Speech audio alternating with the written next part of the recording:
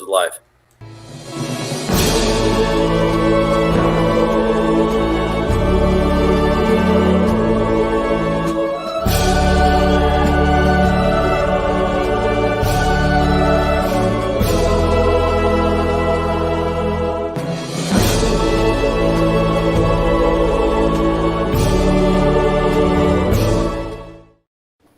Let me be your nerd. Let me be your nerd now. I'll say it, baby, baby, baby, baby.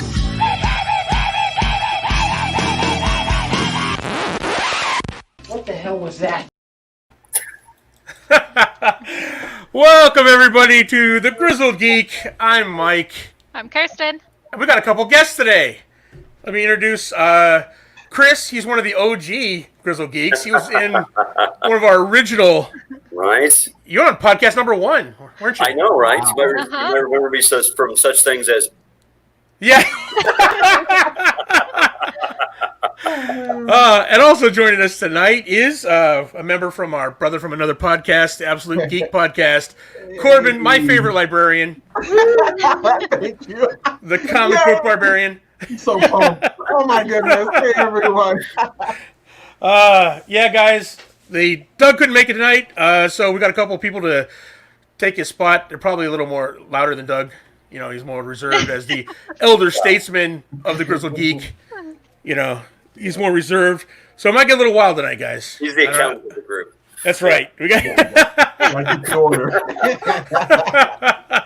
All right, guys. We had a great show tonight. First, I want to thank all of our new listeners out there in the podcast lands, people listening, especially on Deezer and Spotify, which I didn't even know Deezer was a thing until people started listening on it. Certainly can't spell it. I'm like, I wouldn't know how to spell that. I don't know. But Deezer, but Deezer instead. Deezer, but it's Deezer. You really want to be in that brainstorming room, don't you? Like, what do you call it? Say, fucking call it Deezer. Fine. We're not making fun of all you Deezer listeners. No. There's a whole bunch of new ones. No. Not at all. So much better. But yeah, we really appreciate it, guys. There's more and more of you all the time, and we appreciate it. If you guys ever get tired of missing out on all the sight gags, or you want to see what our lovely faces look like, you can check us out at youtube.com/thegrizzledgeek, where we do this live every Friday. We also have reaction shows and other things you can check out. Kyle is in the chat. Thank you, Kyle, for joining us. Thank you for having something better to do on a Friday night. You're awesome. That's right, exactly. It's okay. We'll Clearly, make it I all. don't either, so I'm not judging you in any way. I do a podcast every Friday night. You know, I don't have a social life. That's the life. That is a life. Have you showed my map of Misery yet? Here we go. Yes, that is free. He's got to show his nerd cred. That's And by the way, if you're going to tune in to watch, Corbin by far is probably the sexiest person I've seen in a while. So. He is the most, Oh my goodness. probably the most in shape guy we've had on the show. Without a doubt. No. I'm going to take them all the positive attention. They don't get it like that on the Absolute Geek Podcast. Yes. Yeah, and guess what? He's pulling double duty. Are you going to be on the Absolute Geek later? I am. So, for those of you in Phoenix checking us out, we start you off. We start your weekend off early, 6 o'clock on Friday nights, and then at 7:30, the Absolute Geek Podcast takes you late into the night. So, you know, depending on, if you have a little bit of a life, or you don't have any life at all, you have all night, all Friday night is taken care of. Maybe Nerd talk. right here. Maybe in this spot right here. Maybe right here. Exactly. I took last week off just to go get fair food, and I found myself tuning in. I'm like, this is my life. I guess I should have waited. I don't know why am I tuning up? Yep, this is what I do. This is what I do. Right? What are you going to do? Yeah. See, Kyle's agreeing with this, Corbin. He thinks you're sexy, too. So. Oh, Kyle. I was looking for a date for Friday night. Kyle drinks a lot. That's all I'm saying. I'm not. I like how me and Mike are always cool in the 6 o'clock hour, and then I just say the most craziest things to get him ramped up come 7 o'clock. So we're good right now. Corbin will say, No Mike Batman ramped up Forever. the most amazing. Does he go like this a lot? Ramped up. Yeah. Corbin will throw something wild out there, like defending Batman Forever or something like that as the best Batman movie, and I'm like, I can't take that. I have to jump in. Here's what Every time Here's I what I'll say tell he you. In all always honesty, responds. Corbin, I'm going to have your back a little bit here, but I it appreciate is the that. most quotable Batman movie. It is the most quotable. Huh? Yeah, all right. Come on. Oh, you got.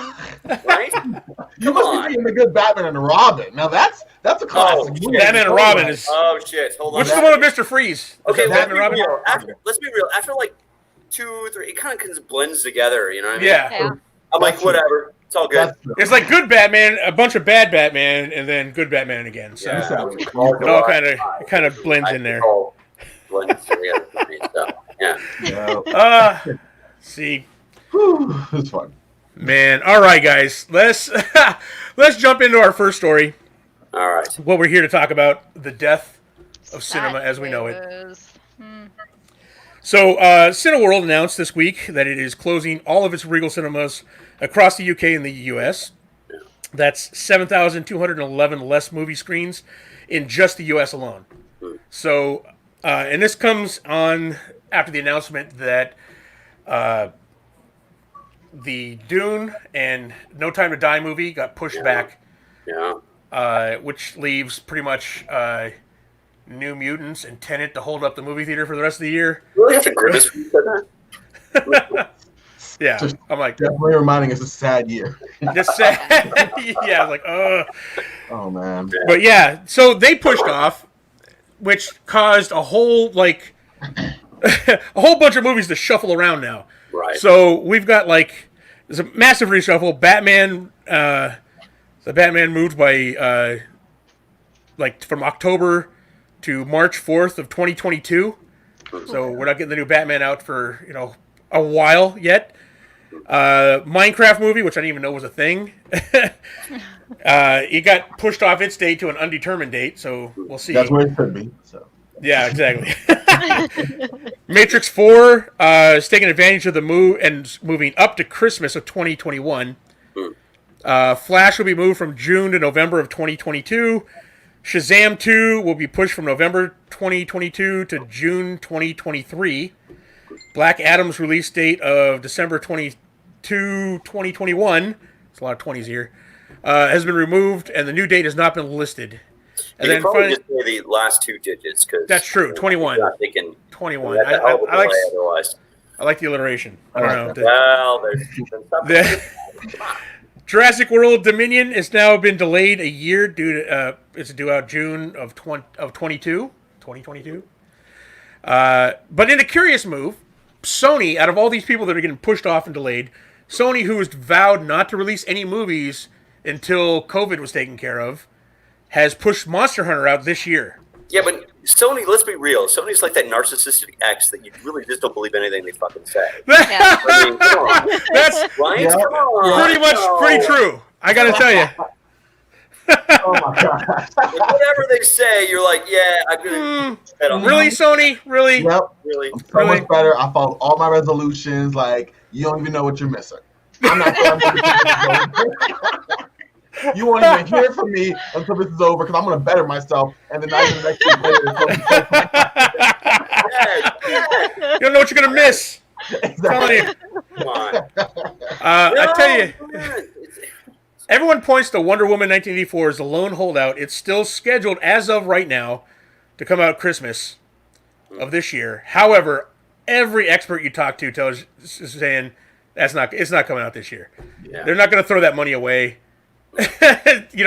When Tenet, the Christopher Nolan movie, bombed at the box office, people are just not going to movies. Plus, there's less theaters to go to now, right? Yeah. And New York and LA, two of the biggest markets, are closed. So they're not releasing any movies anytime soon. But theaters are taking the hit, guys. I mean, because it's not just that was Cineworld that announced that, but AMC, the next biggest, is actually they got about 6 weeks of operating expenses. They've already declared bankruptcy once this year. Yeah. They're already closing their the Odeon, or what do they call their theaters in the UK? They're closing them all down. So that's a lot of people without jobs right before Christmas. That's fucking shitty, yeah. That is the thing. If you it's the whole industry, and then when it's not like it's going to be a light switch, like, okay, COVID's off now, Yeah. It's time to come back. Well, What does this mean, guys? Are we going to have theaters to go back to? Well, that's what I wonder. Like, I wonder if they'll keep Wonder Woman just as an excuse to help keep movie theaters afloat just long enough for, everything else to come out. They need to put out something because otherwise all of their venues to make money are going to be completely gone. Yeah, if they want to try and save the movie theater, I can see that's a smart move. But then again, this is DC, aka AT&T, which they're all about that dollar. Yep. So I'm like, I don't know. Corbin, what do you think? That they won't just release it once and then try to do a second release after everything is opened back up. Yeah. Like you don't have to just release it once and then never make money off of it again. There you go. True. Do the old Avengers Endgame thing again and again. And again, keep releasing that thing. Exactly. I hope that this is in the amphitheaters. That's a big part of what little I consider a social experience for myself. Getting out and watching those movies, and so Yeah. it's obviously been a big hit, and it's kind of tragic to see. Not only, on the macro level, the jobs of people who work at theaters and that that was their livelihood, their industry, whatever, and that's gone right now. And the fact that it's even in question is a testament just how crazy of an epidemic this is, or pandemic, my mistake, but also just how unfortunate it all is. But by the same token, just on a personal, selfish perspective, I can't be doing on demand. That's not going to work for me. I need to be out there and kind of feeding off of the energy of other people and going to a movie theater. And I'm sure there's ways around it, and that, bottom line, companies are going to find out how to get the most for the dollar and get their money back. They will figure out a way to do that. But you can't let go of a movie theater, especially not like this. There's so much good stuff coming up. There's certain things you have to see in IMAX. Well, speaking also as kind of aligned with Corbin as someone who gets most of their social interactions by sitting in the dark with strangers. I talk to them. I work for all the time. That's how you do. That's how you do. So I don't. It's okay. The real issue is the thing that touches the hearts is the fact that all these people are out of work, and it's a difficult thing. But movie theaters are going to come back. Of course, they're going to come back. I would wonder if drive-ins are going to come back, right? So you see a lot of drive-in stuff. That's always an interesting little picnic area, watching the drive-in thing. Not in Arizona normally because you melt, but other than that, I think they will come back. I worry. What do I worry? I worry that the small, because who's going out of business? Like the smaller movie theaters, right? The ones that are like. I used to go to a Regal movie theater out there with my kids out in Surprise, Arizona, which is like Hickville, right out there. And it was different, right? It was a different feel than going in an AMC and watching the cockroaches crawl across the table and begging for a refill and fighting your way through the sticky, slushy slush and just trying to get. It was different. It was a little different. It was a better feel to it. Yeah. And I will miss that. I'll miss that aspect of it. But of course, movie theaters are going to come back. Of course they will. And I'll be real. Here's a real moment. I would rather these movies get pushed off. Why? Because I don't want to sit with 2 feet away from everybody with masks on and all this stuff and watch Wonder Woman 1984. I don't want that. True. I want the experience. I want that. And right now, as Corbin put out, the pandemic's no joke. It's a thing. So obviously we should respect each other. Obviously we should do that. And it's just, the people that are out of work, though, man, it really hits me. I hate that. Yeah. It's brutal. Yeah. I wonder if we'll see corporations maybe close down. We'll see more mom and pops opening up smaller shops for movies. That would be really awesome to get more of a personal feel out of it and to promote that would be great, wouldn't it? Yeah. Bet you could pick up some theaters really cheap. I mean, sorry. Yeah, I mean, the industry as a whole is going to take a big hit. Obviously, AMC stock is down 41% this year.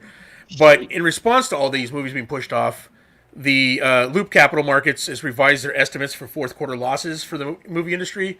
It was set at 25%. They revised that to 85%. So that is a huge hit to the industry, and only the big players are going to come out of that, relatively intact. Yeah. But I mean, theaters, the whole theater going experience. There's certain things that need to be seen in the big screen. The reaction, the audience reaction, is a big part of that, right? I mean, that's a big part of the movie going experience. Can you imagine seeing Endgame by yourself for the first time? Can you imagine that? A blanket wrapped around you. Yeah, it's like, Speaking of that, I was in the 22-hour, the 22-film 3-day Marvel movie marathon when that happened. So you were the guy. yeah. I wouldn't have that experience. So, you know. Oh man. Yeah. Oh yeah. No, that's commitment. It goes beyond nerd movies. I mean, I love nerd movies, obviously, but it goes beyond that. Like I remember when I watched the Paranormal Activity, right? Yeah. In the movie theater. You watch it outside in your living room. It's kind of a shit film. Yeah, it's like you watch the movie theater, everybody's scared and like on the edge of their feet. Yeah. You know, it's crazy as heck. You know. Yeah. So Quiet Place is a good example. There's an experience at that point. Yeah, Quiet Place. Yeah. You can't watch that at home for the first time. Right? Yeah. Then trying to go to bed. You don't want to, do you? So. Charlie Tango says, "Don't forget about things like art house theaters and small films." Yeah, I mean, yes, yeah. Well, here's the thing: is we have that place downtown, and I really wish I could give it a plug, but I'm horrible with names. But it's the downtown. It plays all the indie film house, right? Film house. Film yes, house. Yeah. I knew you would know it. Thank you. In my head, I'm going to mention this place until Kirsten Ned says the name of it. They're like, yeah, the film part. It's like it's struggling. It's going out of business, and that's the thing, right? Is that these small places, because what do they exist off? They existed off the weekend bills and everything else. And they were hand to mouth in a lot of these places, and because they did it because they loved it, and that's what got killed through in the experience. And it's heartbreaking that a lot of these places aren't going to be around when it comes back. So, or hopefully, as Kirsten said, hopefully it'll actually leave a gap for a lot of other people to come in and do. Yeah. Yeah. If I had to guess, I would say that if I had to guess what the film, like going to a movie, will be like after COVID, I hope that it is more of a personal experience like that. Yeah, that would be nice. That would be nice, especially after this. Just kind of bring people back and appreciate it. Yep. Yeah, absolutely. Yeah, people keep asking, like, "Oh, it's the death of cinema," and I'm like, it was like hyperbole in the beginning, but yes, there'll be theaters around here, right? It's just that experience can't be duplicated. It can't be replicated. Yes, yeah. Corporate's getting out the rabbit's foot. Yes. Oh, man. Yeah, exactly. And like Charlie Tango saying in the chat, it also limits the outlets for new directors and filmmakers. Like how many big name directors started out that way, right? Very true. Sure. So, but that's interesting actually, because the direct stream stuff actually gives a tremendous audience for people. That is true. But I mean, not to disregard his comment, obviously, because it does. Because I don't know, it's interesting.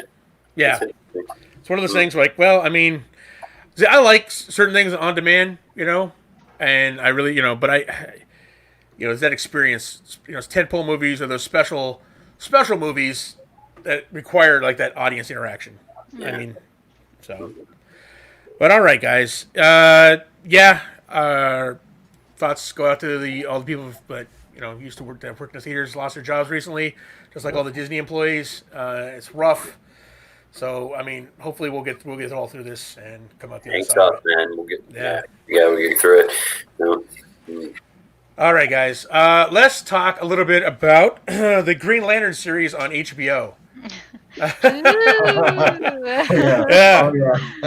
Kind of switch things up a little bit here. Some more happier news. Kind of. Well, I'm kind of torn about this because we didn't know anything about this series for the longest time, and they just released a bunch of information about it. So, like the name, we got the official title is called Lantern, and we knew it was going to be a Green Lantern Corps movie, right? But Hal Jordan, Jon Stewart, and Kyle Rayner are no part of it. They're not going to be in it at all. Yeah. So they're saving their 3 most popular lanterns for the big screen. That's obviously what they're doing. And instead they're going to focus on, what is the characters? Like Guy Gardner, Jessica Cruz, Simon Biaz, and Alan Scott, which Alan Scott's weird because he's like the original Green Lantern. The OG. Yeah, the OG.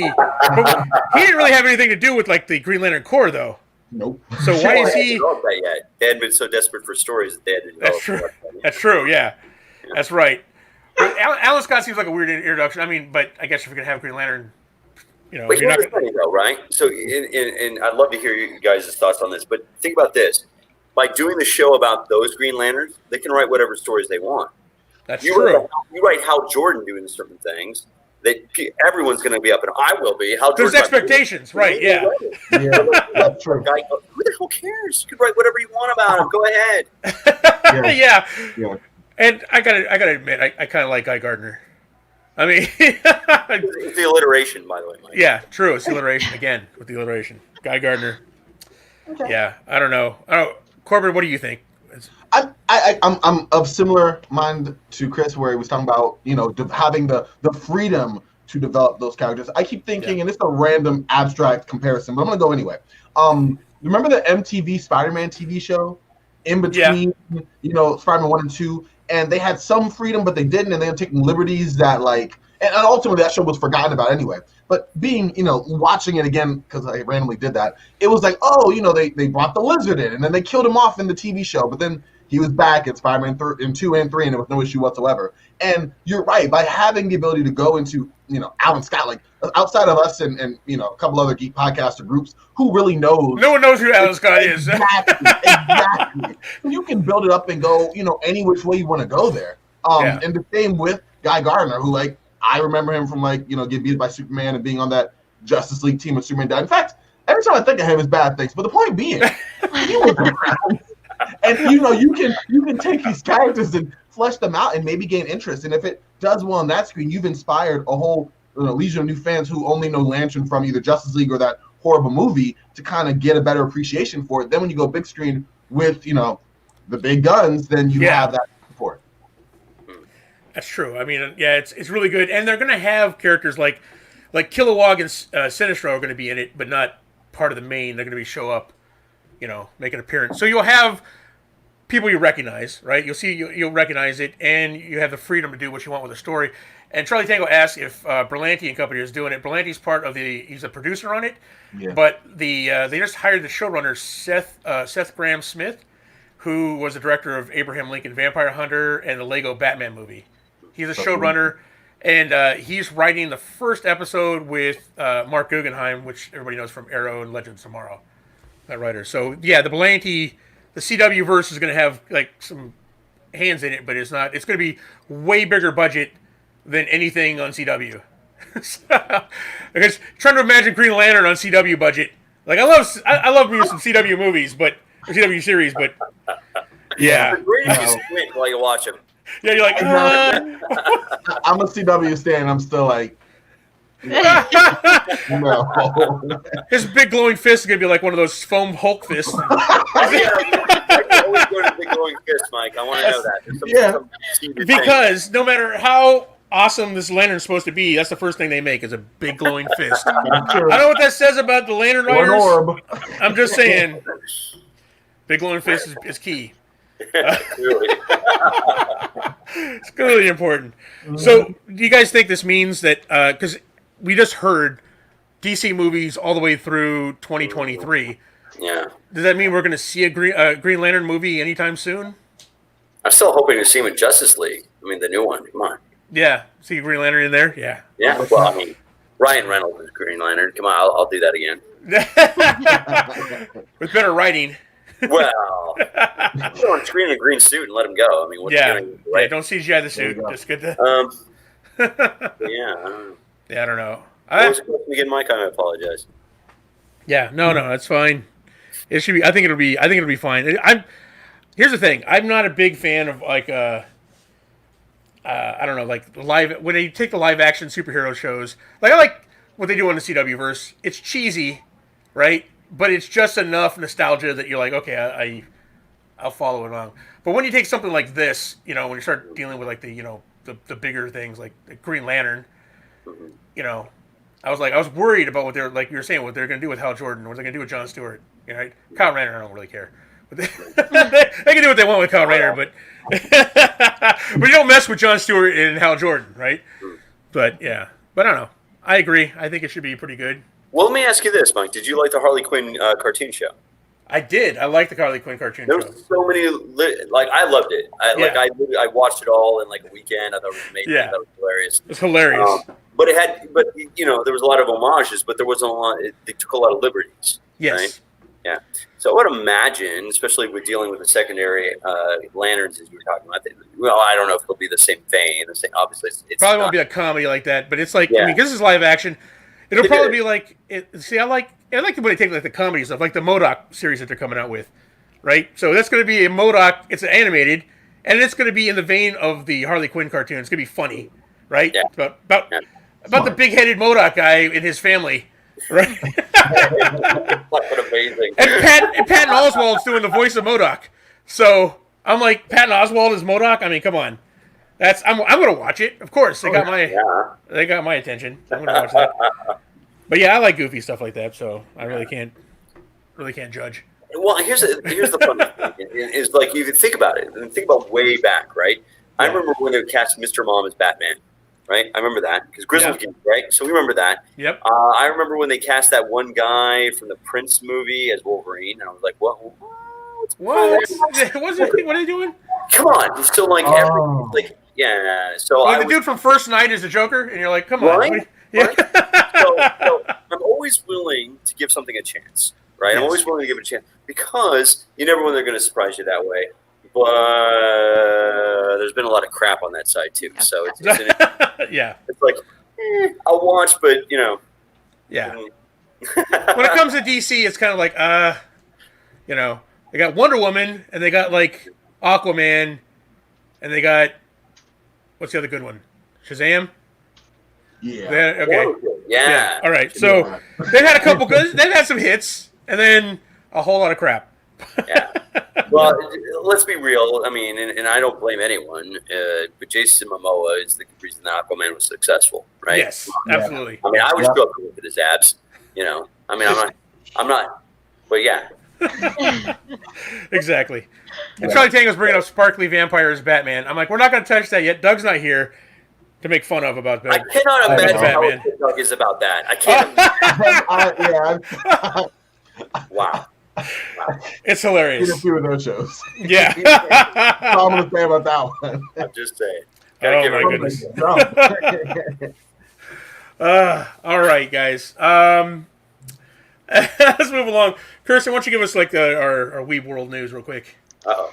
Yes. In addition to Zack Snyder's sequel to Dawn of the Dead, Army of the Dead on Netflix, starring Dave Bautista, they're developing an anime spin-off series.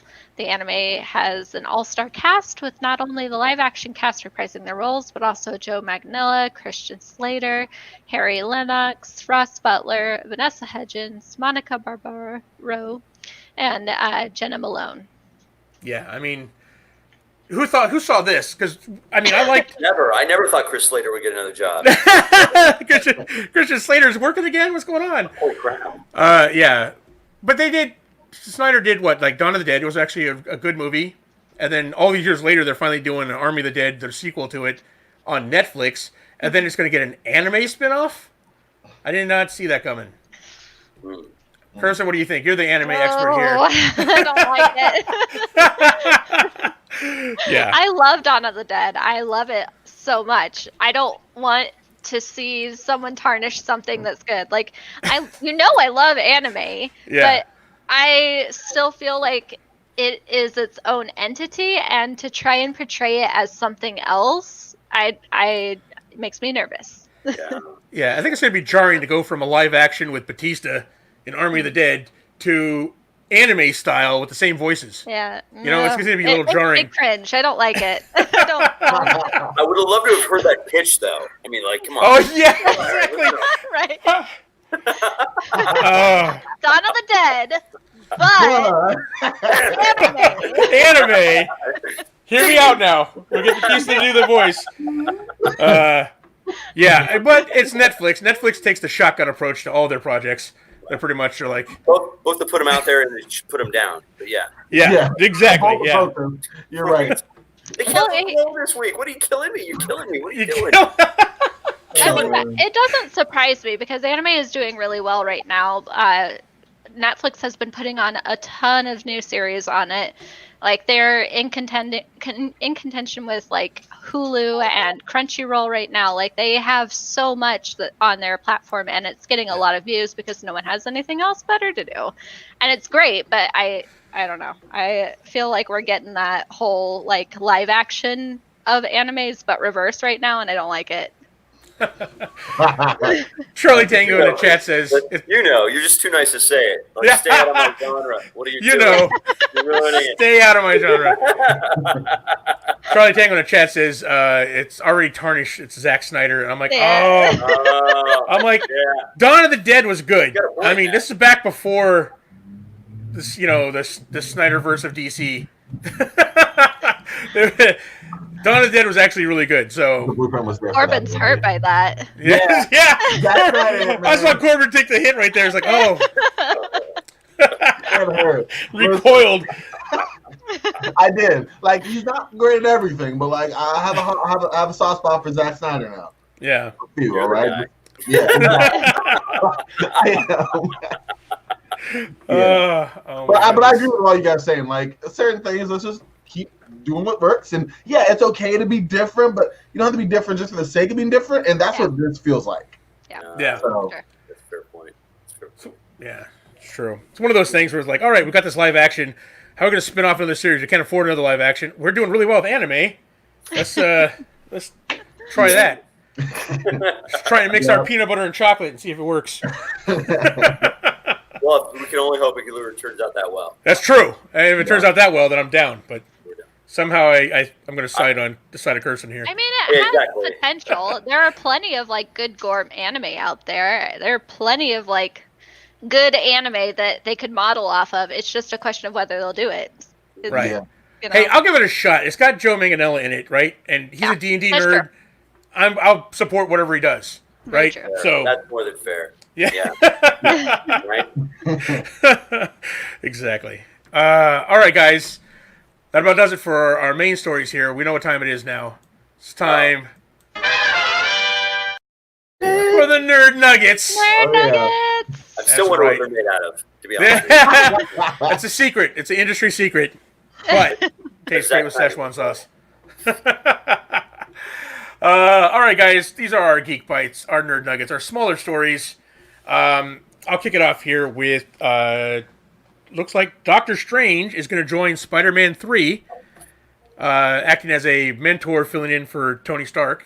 What do we think about this, guys? I mean, I think I'm of the opinion like more Doctor Strange is a good thing. It can't be a bad thing, really. I love Doctor Strange. I love Doctor Strange. So Yes! Yeah. I'm that grizzled geek, though, man. I'm going to say something very unpopular. You're going to lose a lot of viewers. I don't like Tom Harlan. So it's so. Oh. No, I don't. I'm sorry. I don't. So, however. That's why we only have Chris on every 3 years. Yeah, exactly. I'm not a fan. I'm that kid, 10 years old, sitting in the back, reading all my Spider-Man Amazing comic books, wondering how many more titles we're going to come out with and how many more, much money I got to steal from people in order to get the 17 different books that they're measured in. I'm that guy, right? I'm the guy when the Clone Wars series came out, I stopped reading for 2 years because that guy hit Mary Jane. Spider-Man doesn't hit Mary Jane. That's not a thing. You can't do that. I'm over this. I'm out of it. Blah, blah, blah. And I didn't come back until he apologized and said, no, that retconned the whole thing. I was like, okay, fine, I'll read some more. I'll read that. I'll read some I'm more. like, Tom Harlan. I'm like, I don't like Tom Harlan. However, I love Doctor Strange. More Doctor Strange. I'm all behind. Let's do that. That's a great roundabout way to go. Okay, I'm down. I'm down with Doctor Strange. Doctor Strange. Corbin, you recoiled a little bit there. What do you think? I'm not down, and here's why. I like Doctor Strange. I think that his chemistry, Cumberbatch's chemistry with Holland, both of them together works great.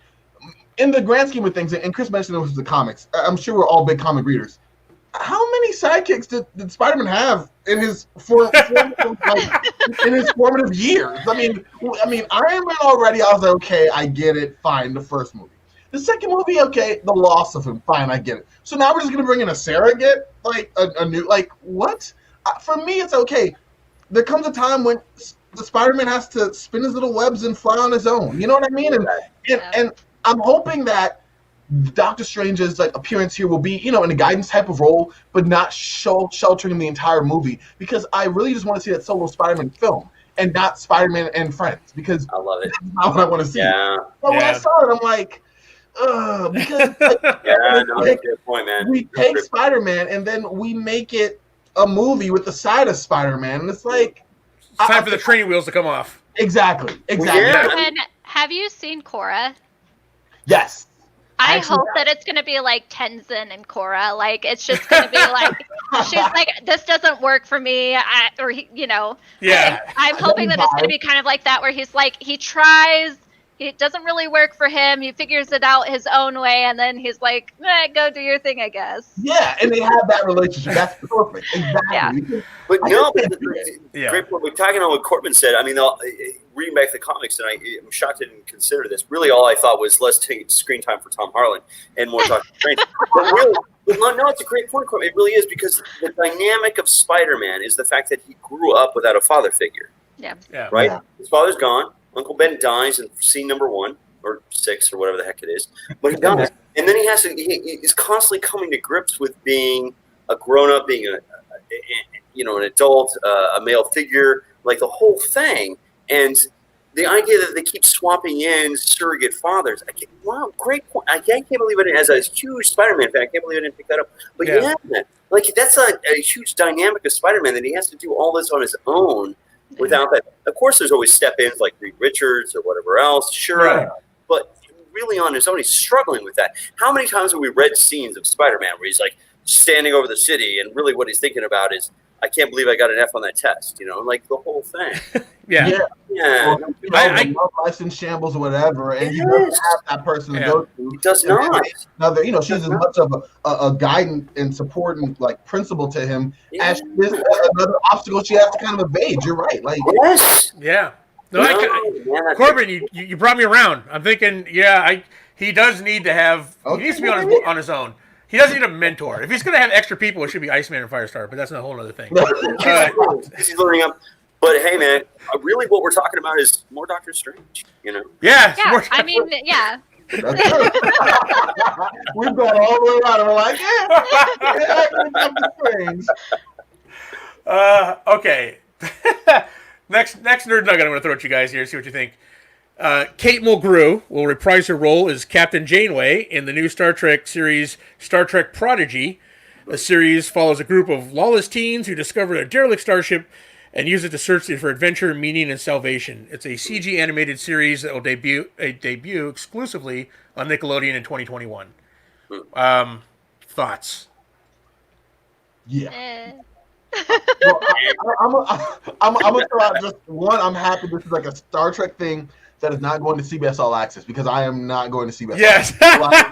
Yes, for that. And then two, like, I was young when Voyager came out, so I really just remember like the theme and how I still think it's. Well, I'm grizzled because the hair.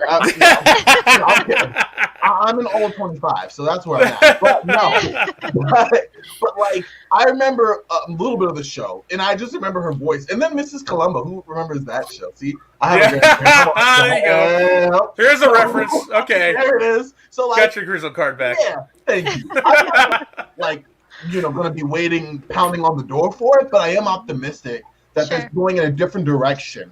Star Trek for all those years hasn't done that whole, young group take over the, like, how many Federation ships do you think are lying around? This story could have been told years ago, but I'll take it now.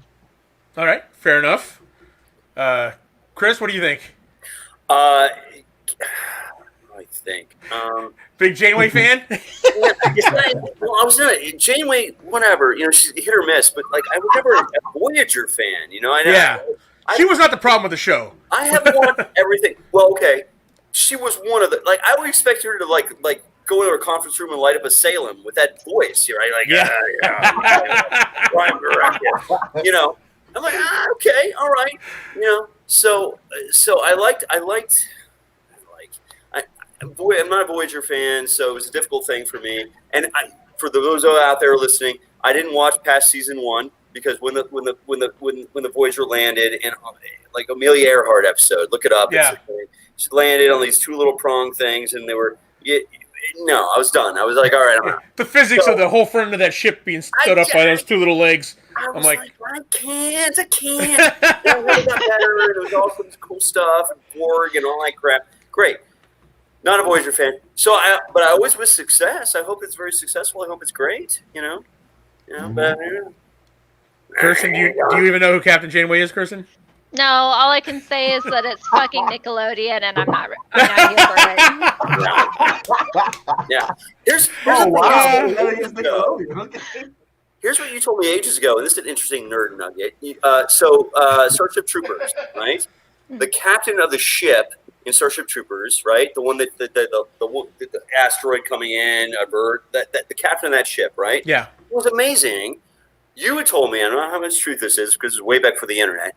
You told me that she was the first person considered to be captain of Voyager, and wow, I would have loved that. I mean, she's awesome. She was up for the first, Let's do that one.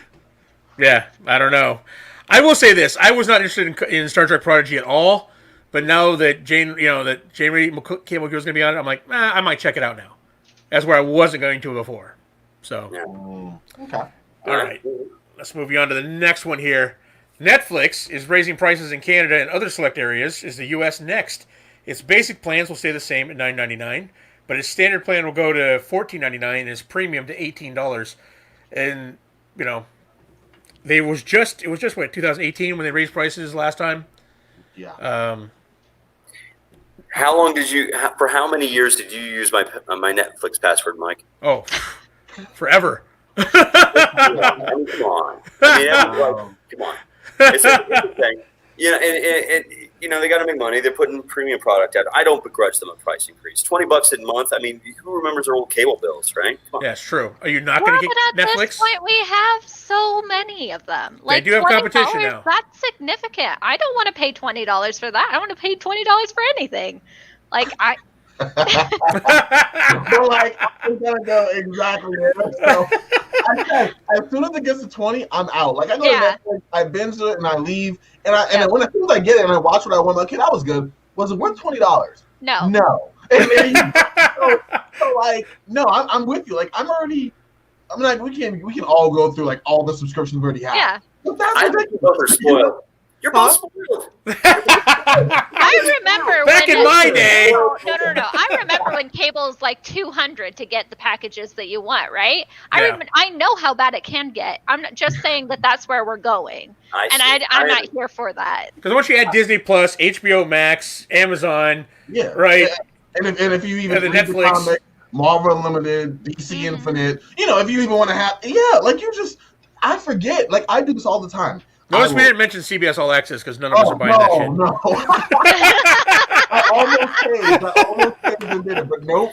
But you're right. Like that's so much, and I get it. Like you said, Chris, premium content, all that. But like all these other subscription services are also offering things of value. Now the problem is it's an imperfect balance. You get a one for this and one for that, and whatever the case may be. But Netflix is hardly a one-stop shop for me. So why am I paying it as if it is?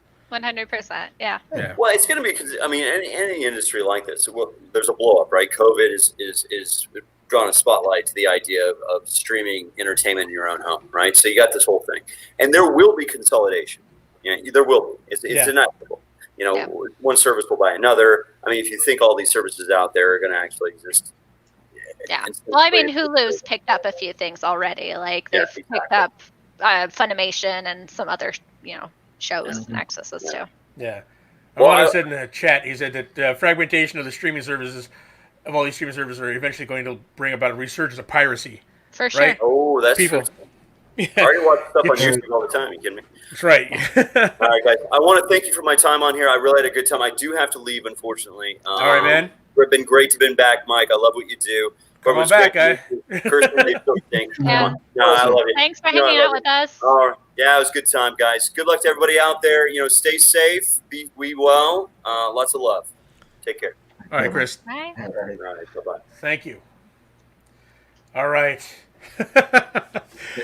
Oh, my goodness. Yes. Moving on to our next topic here, which is good because Chris would poo-poo this idea, and I want to. Now that he's gone, we can talk about it. He's frustrated this way. He was long back in. Wait a minute. Swamp Thing finds a new life on the CW. It's given the network its largest audience since February 4th.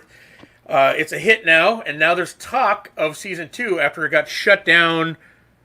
They didn't get to finish the first season. Right, kind of ends abruptly at season 10. They cut out two episodes, and they canceled it. I mean, understand budgetary reasons, and they kind of got screwed over with the taxation down there in Louisiana and all that. There's a big story behind it. But what do we think, guys? I watched it. I thought it was good. The end was rushed because obviously they had to wrap up everything. You know, they're missing 2 episodes worth of the end there. So stuff like the Blue Devil storyline got dropped. You know. I mean, I'm not gonna lie. I never watched it because after you had said that you really liked it, but it got cut off, I was like, well, I don't want to get my hopes up for a story that's going to be cut off, and I'm not going to be able to see how it should have ended. But if they're going to come back with season 2, heck yeah, I'm going to watch it. Like, if you show more support to it, because that's why there's talk of it now, because it seems to be a big hit for the channel. Yeah. Corbin, did you ever watch it, Corbin? I did, and I was actually a both worlds. So when I first heard that it was already canceled when it came out, I was like, well, then why?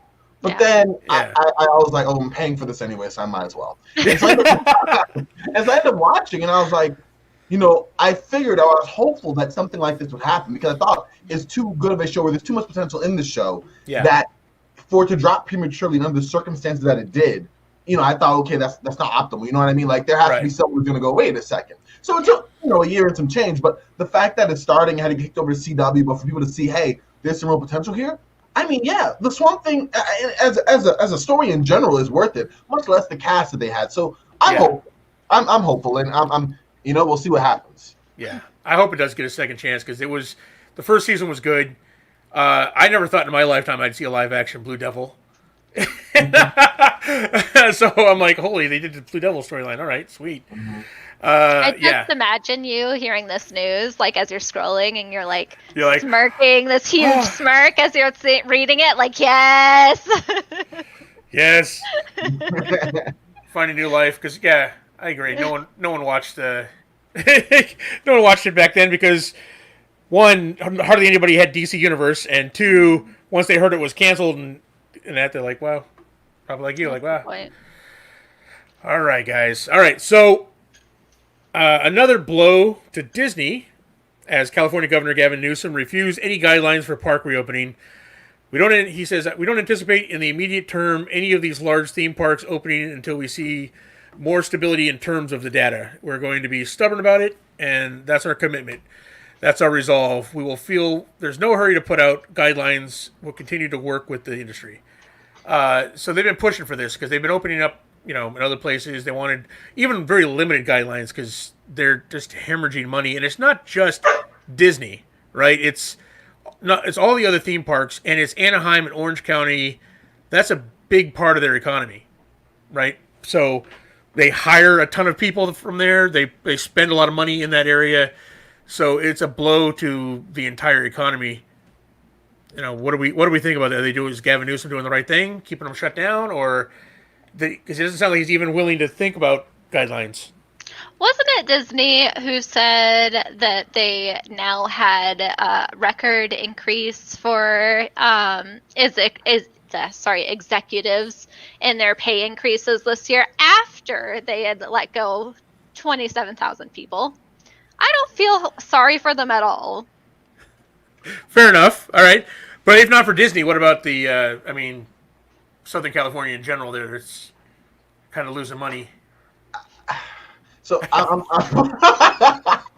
with Kirsten as far as Disney. I'm already anti-Disney for a lot of that, the corporate shenanigans.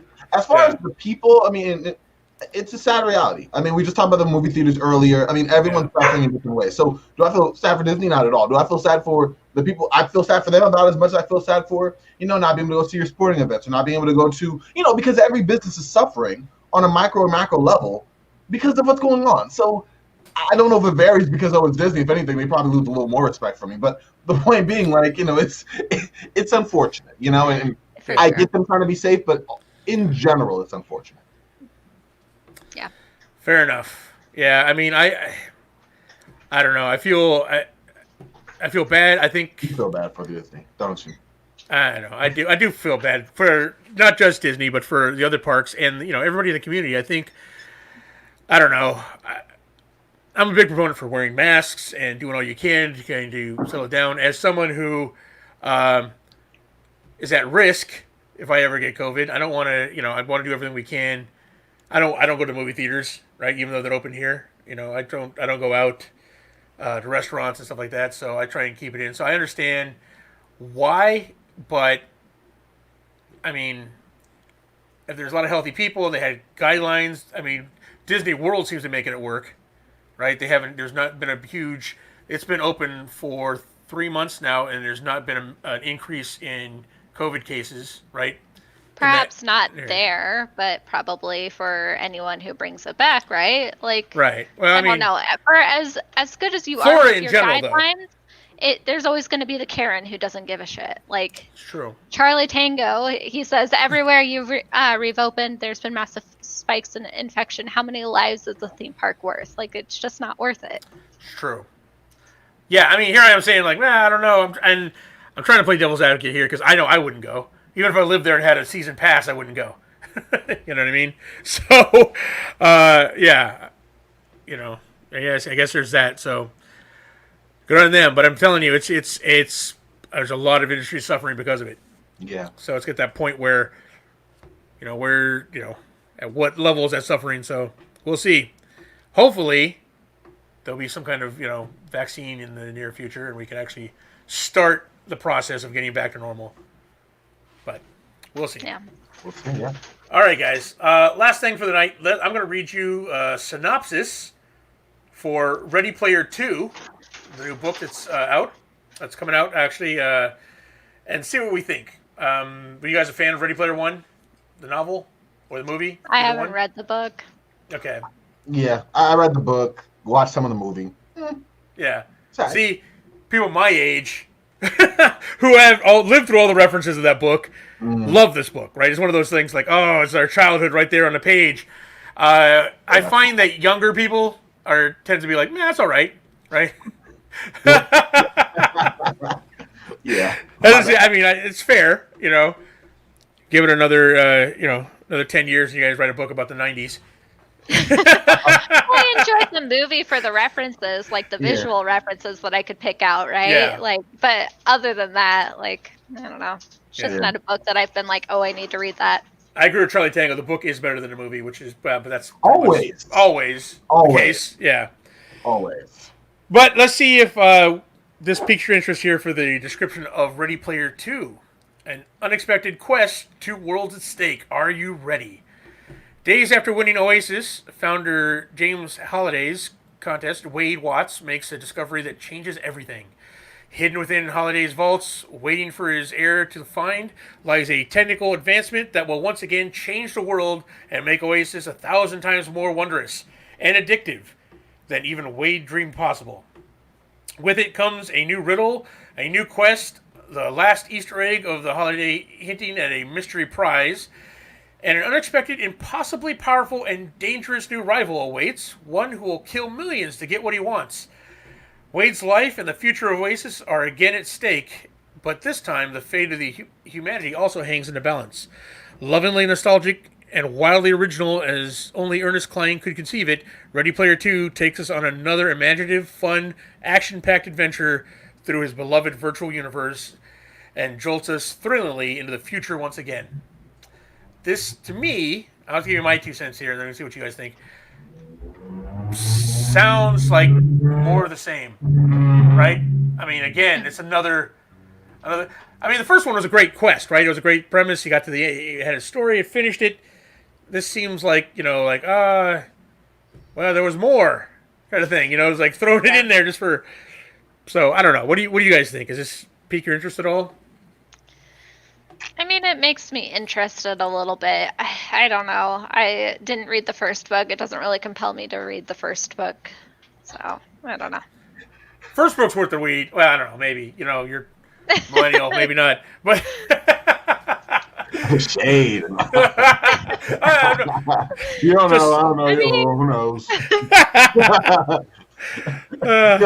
It was good. Then again, what do you know? No, I'm playing. But I feel like it was like that classic more thing, Yeah, it's just more of the same.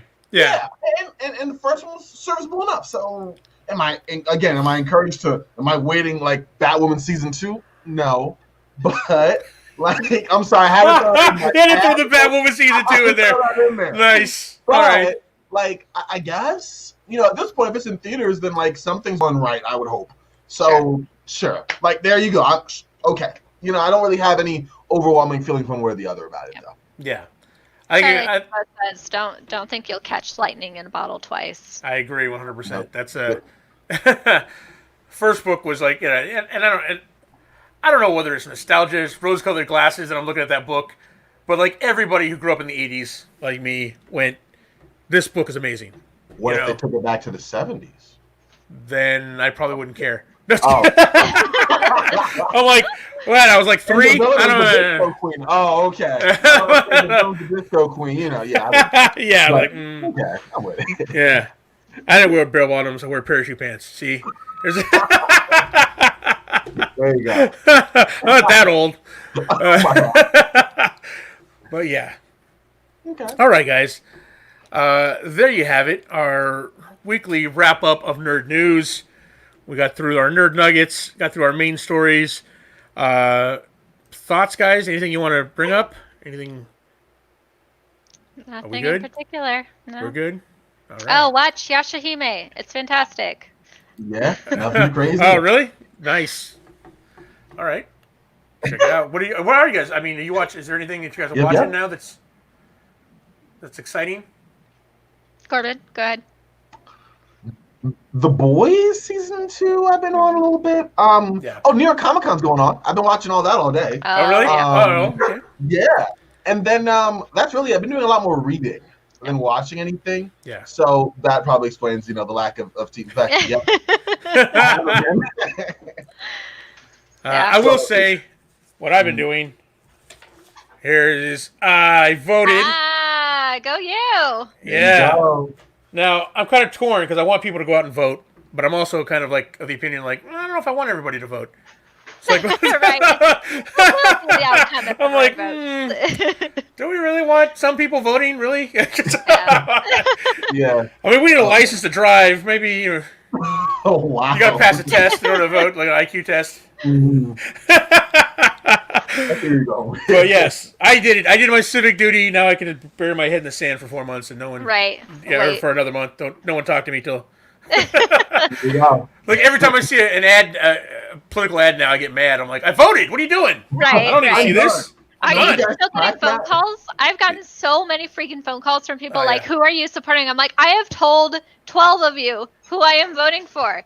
Get with them. Stop calling me. I'm done with it. I get them all too because, I've in the past I've switched my party alignment to vote for various things, so I get them all now. Like everybody, so I don't just get one. Like if you're just registered one, you get all those. I get them all. So I'm like, I hate it. I'm like, you know what? You make me not want to vote now. I'm gonna go track down. Sure. Yeah. I forgot how annoying all of the ads and rhetoric and everything was. Yeah. Like I remember 4 years ago something like this, and I was like, oh my gosh, when will it stop? And then it stopped, and it all went in a blur, and I forgot. And all of a sudden it's that, and I'm like, oh my goodness. And working, the library, and you hear it literally. The reason why we're closed is because of this group. The reason why we're open is because of this group. It's like, no, can we not please just get your books and go? You know what I mean? Right. It's been an experience. I cannot wait till the next month, just to be like, okay, it's done. Exactly. But it's been a month. It's been a year. It's been a year. It's been a real year. Yeah. Tell you, it's funny watching my son. This is his first time voting, right? So he's going through the ballot and like researching every justice and like everything. I'm like, I remember being like that. Now I'm just like, nah, all right. I care about the first 4, and then the propositions, and then after that, I'm like, I don't know. I'm still a mix of the two. Like I look up some, I'm like, oh, keep an eye out for that person. But I worry about my district, and after that, I don't care. Information on that is so hard. I was complaining to Armando about that because I like to try and go through it, but there were so many of them, and information was so hard. It was like, you know what? None of you get to stay. Everyone has to go. Everyone goes. No one stays. That's pretty much me. I go the no incumbent party. I'm like, all right, nope. Oh, you were on the board. You had your chance. You had your chance. Yeah. You held a position? Oh, you failed then. All right, let's go. Right. Oh, my goodness. All right, guys. Corbin, thank you very much for joining us on the podcast. Thank you. Really appreciate it. Yes, thank you. Thank you. I mean to have you on for a while now. Make sure you come back and visit us. Oh yeah.